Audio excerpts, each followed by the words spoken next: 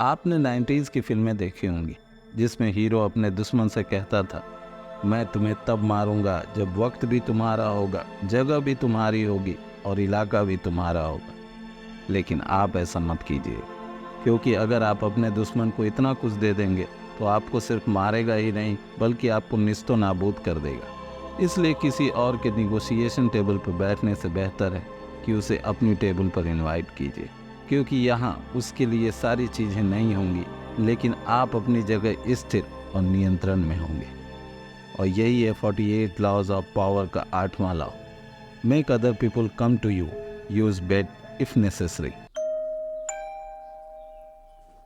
मतलब जब आप दूसरे व्यक्ति को कार्य करने के लिए मजबूर कर सकते हैं तो इसका मतलब है कि पूरा नियंत्रण आपके पास है। हमेशा अपने दुश्मन को अपने पास आने दें, जिससे उसकी रणनीति, ऊर्जा और अपने पर नियंत्रण तीनों ही कमजोर पड़ते जाएंगे और यह सही मौका होगा अपने दुश्मन पर जीत हासिल करने के लिए। जैसा 1905 में बैटल ऑफ त्सुशिमा में जापानी नेवी के मार्शल टोगो ने किया। 1905 में जापानियों के मुकाबले रूसियों के पास एक मजबूत नौसेना थी और मार्शल टोगो यह अच्छी तरीके से जानते थे। इसलिए उन्होंने अफवाहों के जरिए रूसियों को यह विश्वास दिलाना शुरू किया कि वह एक ही झटके में इन सिंगल ब्लो जापानी बेड़े को मिटा सकते हैं, और उनकी यही अफवाह रंग लाई, जिसने रूसियों को बाल्टिक सागर में अपने डॉक छोड़ने के लिए उकसाया और रशिया अपनी जीत की एश्योरिटी के साथ जापान की तरफ बढ़ने लगी। लेकिन दिक्कत यह थी कि जापान जाने के लिए उन्हें 6000 मील ज़्यादा चलना था, क्योंकि जो जापान जाने के लिए स्टेट ऑफ गिलब्रेथ और फिर स्यूज कैनाल से होते हुए इंडियन ओशन में जाने का करीब रास्ता था, उस पर ब्रिटेन का कब्जा था, और ब्रिटेन और जापान उस वक्त मित्र राष्ट्र थे। इसलिए उन्हें अफ्रीका के सबसे दक्षिणी point cap of good hope की तरफ से जापान के लिए जाना पड़ा। जब Russian navy cap of good hope से आगे बढ़ी तो जापानियों ने एक और अफवाह फैलानी शुरू की कि जापानी उनकी तरफ हमला करने के लिए बढ़ रहे हैं, जिसके कारण रूसी पूरे रास्ते अलर्ट मोड में रहे, जिसने उनके सैनिकों को थकावट और निराशा से भर दिया था। लेकिन जापानी अपनी जगह पर आराम से रूसियों का इंतजार कर रहे थे, और जैसे ही उन्होंने रूसी जहाज को देखा वो उन पर पूरी जोश से टूट पड़े, और इस बैटल में रसिया की बुरी तरीके से हार हुई, और जिसका कारण था जापानियों के द्वारा यूज़ किया गया 3 मैनिपुलेशन का नियम, जो हमें लॉ नंबर 8 सिखाती है।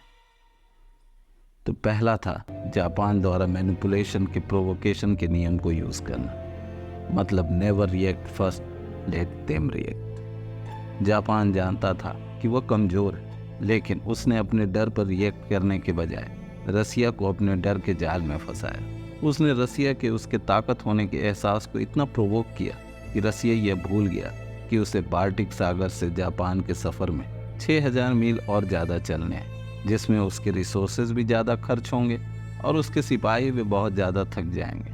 और यही हुआ। जीत के ख्याली पुलाव ने रसिया को एक बहुत भारी शिकस्त दी। ऑटो वन बिस्मार्क कहते हैं कि जब मैं हिरन के शिकार के लिए चारा डालता हूँ तो मैं उस पहली हिरन पर गोली नहीं चलाता जो सूंघने के लिए आता है, बल्कि मैं तब तक प्रतीक्षा करता हूँ जब तक कि पूरा झुंड इकट्ठा ना हो जाए।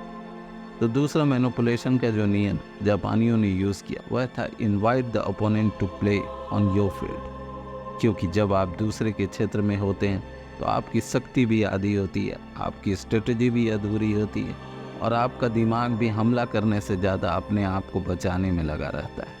इसलिए जापानियों ने पहले तो रशियन को ताकत की चाशनी चटाई, फिर उन पर हमला करने के लिए उकसाया और अपने डर और कमजोरी को दिखाकर उन्हें अपने पास आने के लिए मजबूर कर दिया, ताकि जापान अपने कम रिसोर्सेज को बचा सके और अपने जाने पहचाने जगह पर होने की वजह से रशियन पर वार करने के लिए सही स्ट्रेटजी बना सके।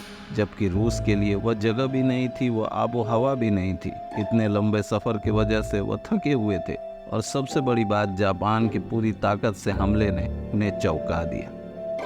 तो मैनिपुलेशन का तीसरा नियम जो जापानियों ने यूज़ किया वह है ऑलवेज कीप योर अपोनेंट्स इन ए हरी।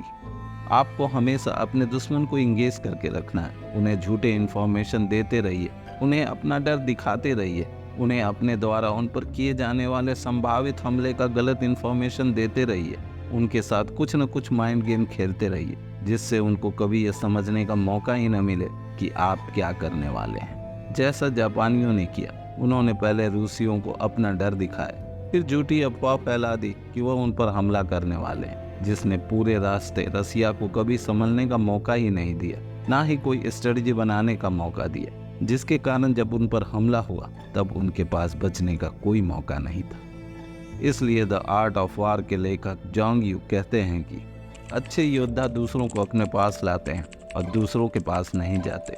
यह अपने और दूसरों के एम्प्टीनेस और फुलफिलमेंट का सिद्धांत है। जब आप विरोधियों को अपने पास आने के लिए प्रेरित करते हैं तो उनकी ताकत हमेशा खाली रहती है। जब तक आप उनके पास नहीं जाते तब तक आपकी ताकत हमेशा भरी रहती है। एम्प्टीनेस पर फुलफिलमेंट का हमला करना अंडे पर पत्थर फेंकने जैसा है। तो कुल मिलाकर बात यह है भैया कि उगलने वाले से ज़्यादा निगलने वाला बनिए। अपने राज को, जज्बात को और अल्फाज को नियंत्रण में रखिए। जोश में होश मत खोइए। ठंडे दिमाग से काम लीजिए। बात करने के लिए उस जगह को चुनिए जहां आप नियंत्रण में हो और कंफर्टेबल हो।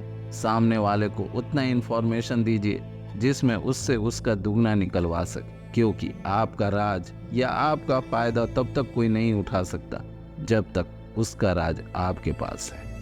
Thank you and best of luck.